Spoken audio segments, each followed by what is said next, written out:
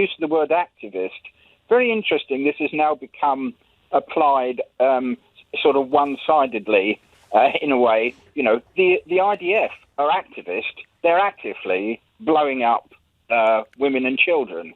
And in Trump's America, the activists are deporting. It's an interesting point. It's become a negative. As you're suggesting, it's become a pejorative. Because I don't feel it's a pejorative. No, not a pejorative. What then? Maybe to some people, activist lawyers. We hear about that in the immigration debate. Yeah, in we Parliament. do.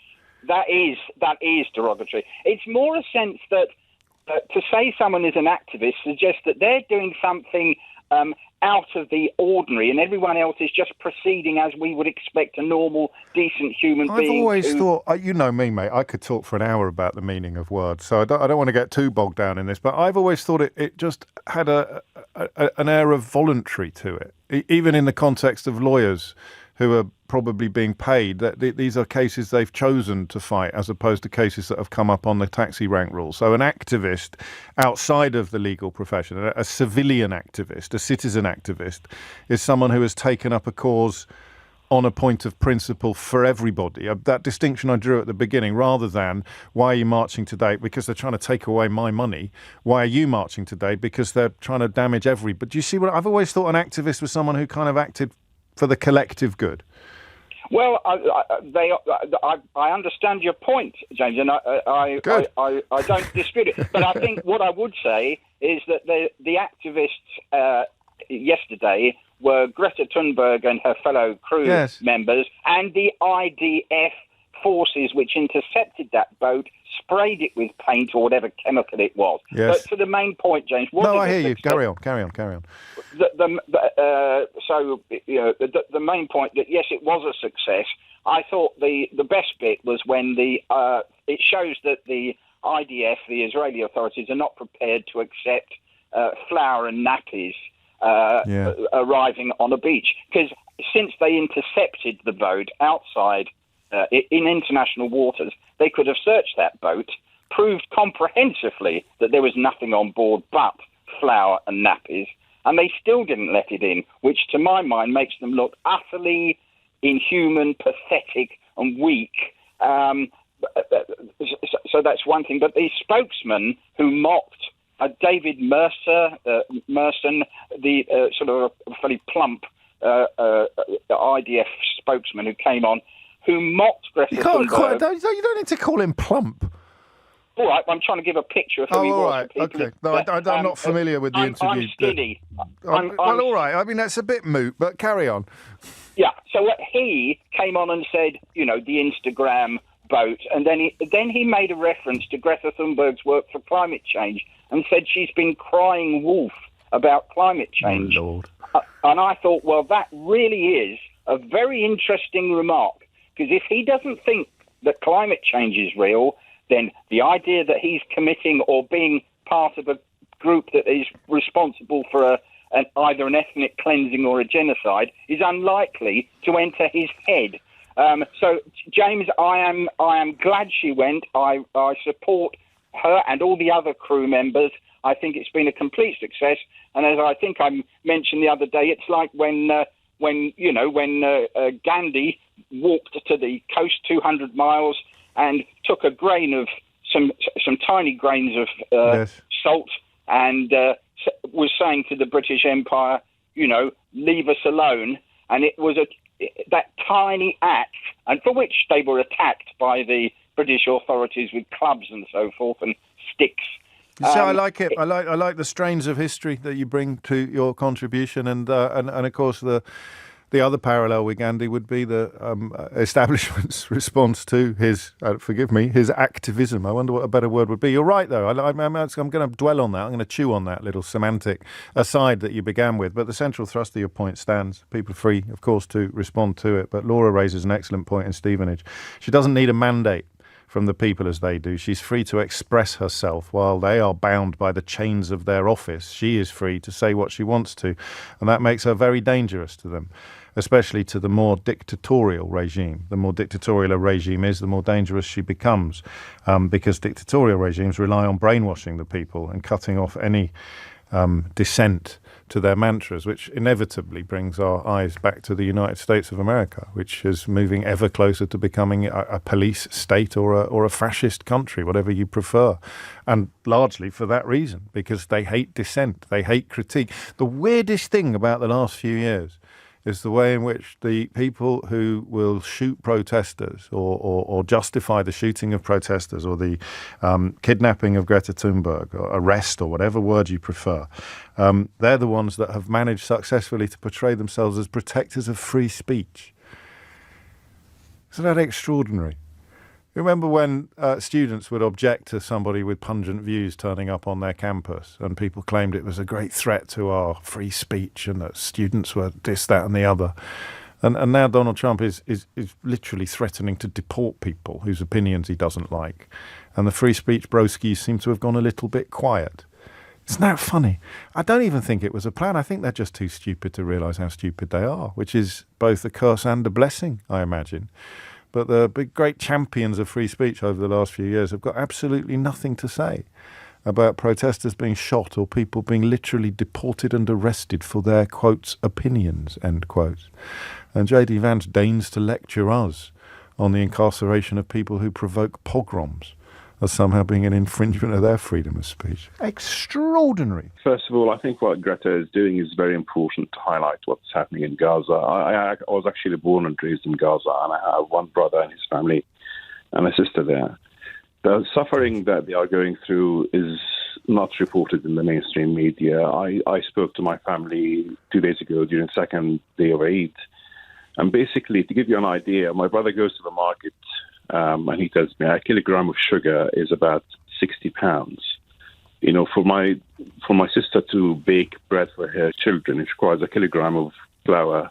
It's about 15 pounds sterling. My family is privileged. They have money that we can send them through intermediary who take a massive commission. But 2 million Palestinians don't have that privilege, and they are really suffering. There is scarcity of food. There is competition for resources. You know, you need to have lots of capital to basically feed your family and survive. My brother has lost 30 kilograms in the last 6 months.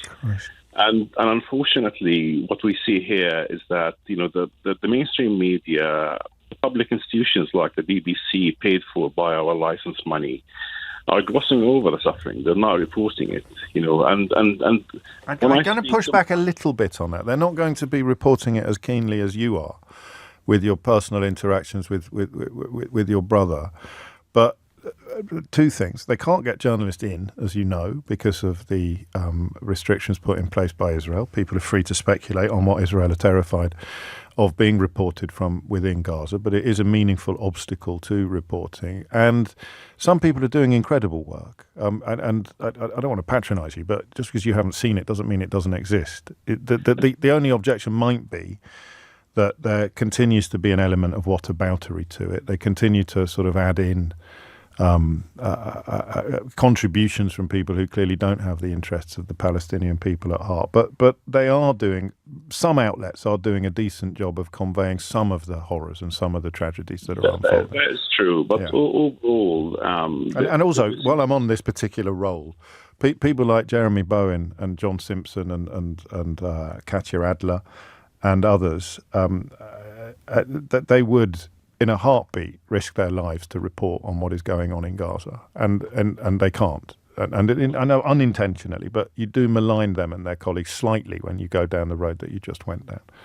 But generally, and you mentioned it earlier, with the newspapers basically using the Instagram as, in quotes, basically effectively peddling some of their greedy narrative. Yeah, absolutely. And overall, the media hasn't been forthcoming with the details. Mainly, I mean, you can understand because the issues for the average citizen is about their country and, you know, the daily struggles that they go through. I mean, Gaza is sort of a marginal issue.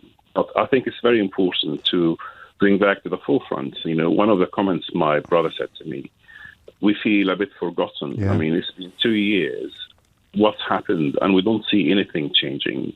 All this talk about the injustices being done, but there is no concrete action, and there is no will, and there is a bit of a disconnect at the moment between what the public feels and what the politicians are doing. It's a carefully cultivated disconnect, I guess. That's the point I was making earlier.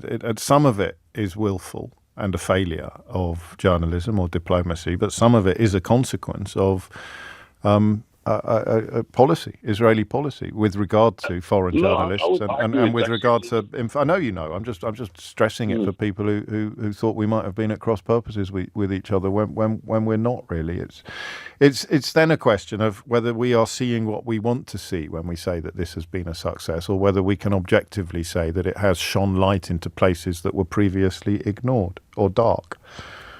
That's true, and just one other point. I mean, literally the thing that really broke my heart. I mean, my brother was saying, what's the difference between my grandchild and a Ukrainian child who's been killed by a Russian missile? Why? You can see the difference in importance. It seems that the world has a different value in our lives than another sort of white, green-eyed, from Ukraine. Yeah. And that basically is sort of the crux of it. It seems, even though are aware of the issues, the details are missing. And what Greta has done is basically try to bring the issue to the front so that people can actually be curious about what's going on and hopefully dig deeper and apply pressure. Because, the latest, I think, national poll, something like 60% of the British population support imposing sanctions or putting pressure on the Israeli government. But yet again, I wonder what Starmer is doing or Lamy are doing, because we still hear of Daria flying airplanes from their bases in Cyprus, sending intelligence to the Israelis, sending aircraft parts and what have you.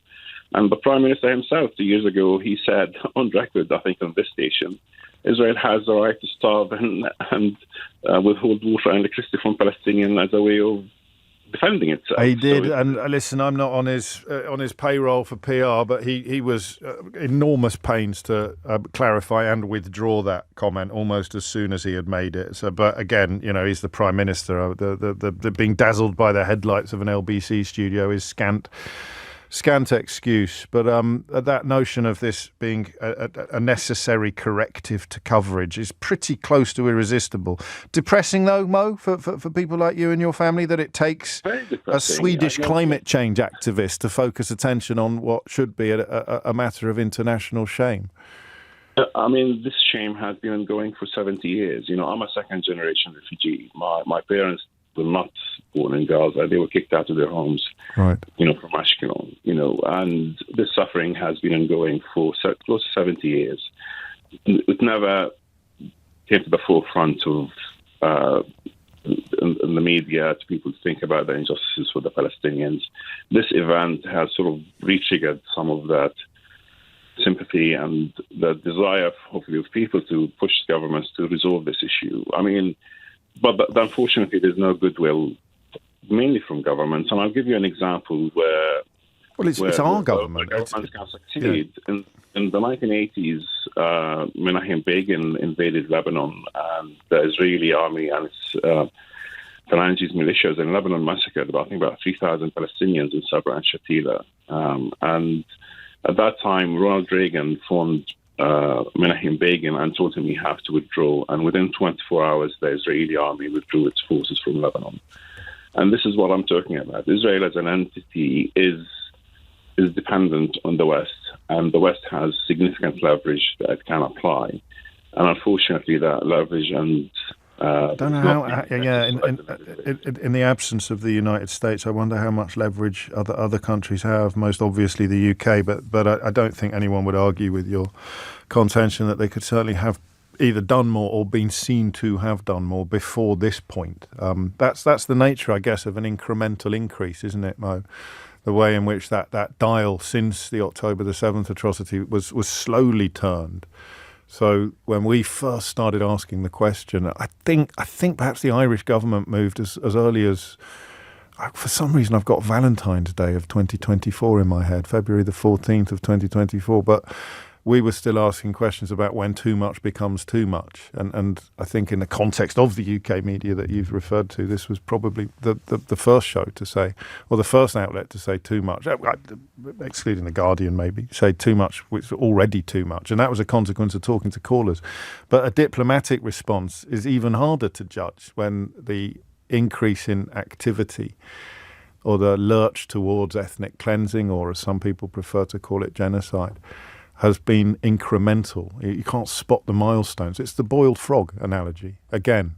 I hope your family have better news soon, Mo. Gosh, they're inadequate words, aren't they? But they're the only ones I've got. What we are talking about is the fact that Greta was there, and you're asking whether we think it was a success or not that she was there on that boat. And I'm saying whether the mission to draw attention to the plight of the Palestinian people has been successful. Okay, whether the mission that was but the fact is that Greta's taken all the publicity, and I'm a long-time supporter of Gaza, 18 years, and I know about an even earlier Gaza flotilla than you've just mentioned. But I think that she stole the limelight, and what she was drawing attention to, and not deliberately. I'm sure in her heart she was, full of all the right intentions. Everybody on that boat was, and they were brave. I don't dispute it. But I'm saying, what did they draw attention to? You have to live in a cave under the ground or be a Zionist denier not to know that there are starving people in Gaza. Well, you just heard Mo, just before you came on, whose brother is starving in Gaza, and he completely disagrees with you. But the world headlines, anybody... Well, you can't just gloss over that. I mean, his brother is starving in Gaza, and he says people are not aware of it, and you say everybody is. Well, I think that they might in not normal know very circumstances, who would you trust? The bloke whose brother is starving in Gaza, or the woman in West Norwood who thinks Greta Thunberg has stolen the limelight? No, of course I trust him, and I trust him much more than me. I'm not trying to say that. I'm just trying to say that. I know you're not. I'm teasing. How much did the boat cost, for example, to go there when that money could have gone to charities feeding people on the ground? Well, except it couldn't have done, could it? Because the charities, I mean, this is what they're drawing attention to. They couldn't get any food into Gaza. No, there are loads of charities getting in, James. There aren't. There haven't been since the blockade was introduced. There are. I can't give you their names at the moment. There's Islamic Arabics. They send in doctors, and the American gets in. The United Nations are still going in with people. I know a person who works for the United Nations on the ground at UNESCO. Okay. They're limited, but they United Nations isn't a charity. Isn't funded by donations. UNESCO. Okay, not a charity then. So you couldn't have taken the money from this charity and given it to another charity. So you're suggesting the blockade doesn't exist then? They've wasted their time drawing attention to it. Of course not. I'm saying that the money could have been spent better elsewhere than on a boat. That's all I'm saying. And I'm saying that I don't think that they drew attention to anything very significant with what they did. And nothing Mo said changes your mind as he describes the plight of his brother being now talked about in a way that it wasn't being talked about previously. How is his brother being talked about in a way that wasn't talked about previously thanks to Greta's boat? Well, I'm not quite sure. You'd have to ask him. He feels that the spotlight of attention has been focused upon the people that she was trying to draw attention to. Maybe it's a problem that you think the attention has all ended up on her. No, I really don't have a problem with Greta. I really don't want it to be about that. I don't think... What would have happened if she hadn't been there? They feel that. What would have happened if she hadn't been there? Well, they'd have been idiots now. I mean, last year, maybe 2 years ago, they would have killed them. Yeah, you're probably right. But now, that the public opinion of the whole of Europe is turning against them, I think they know they'd have been idiots. That they had to make it as quiet as possible. They had to. So if she hadn't been there, we may never even have known about it at all. But I sort of take some of your point. 11:50. It's unfortunate for you, I guess, that you came on immediately after a bloke whose brother is literally going hungry in Gaza, and is persuaded that this has been an incredible boon to his plight and his cause. But hey, we don't have to agree.